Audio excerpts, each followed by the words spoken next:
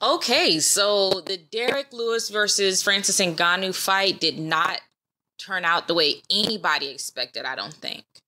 The whole time, I literally just watched it in like a 3-round heavyweight fight, went to decision.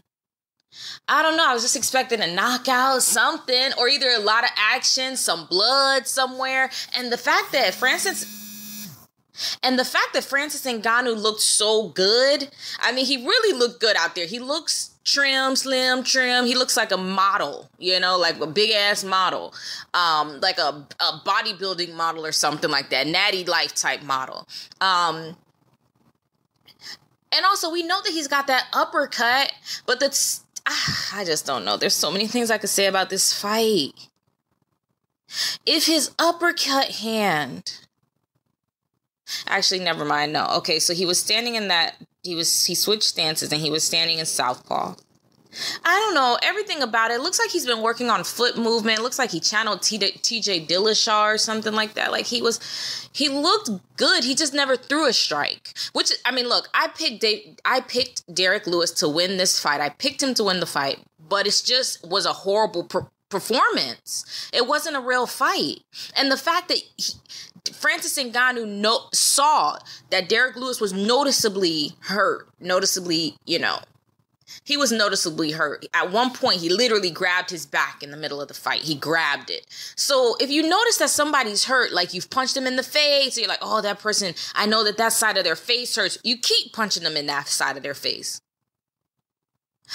I'm just really disappointed in Francis Ngannou's performance. I really hope that he can shake out the cobwebs. That L that he took from Stipe, look, he was supposed to take that L. This L here, he was supposed to take this L too, but it was supposed to be a knockout. Okay, so he got away with one. He got an easy little ride, but he was supposed to take this L also. You got to take loss in MMA. MMA is a tough sport.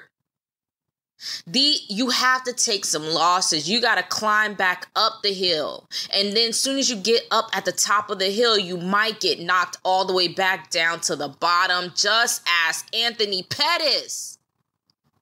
That happened to Anthony Pettis.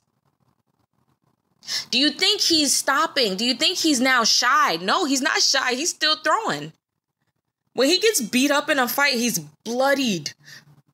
And he's still coming out there. I just don't understand what Francis Ngannou was afraid of, unless I know psychologically what he probably was afraid of. Psychologically, I have an idea of what he probably was afraid of, but I'm not gonna say that. I'm not gonna air it out, but it's like, that's not real. All of that shit that's in your head isn't real. It's just crazy to see Francis Ngannou go out like that. I thought it was going to be more of a war. I actually thought that these guys were just setting up for a trilogy fight. Nobody's going to want to see this fight again.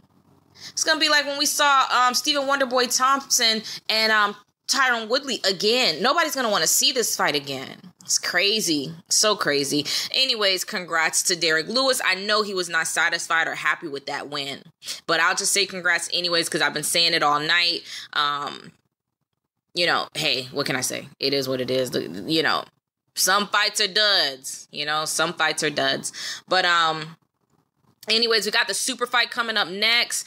There's not going to be many comments or about this here fight with Francis Ngannou and these guys. I don't know unless you guys can tell me what got into Francis Ngannou's head. Why didn't these guys strike? Because I don't know. Anyways, hit the subscribe button, like button.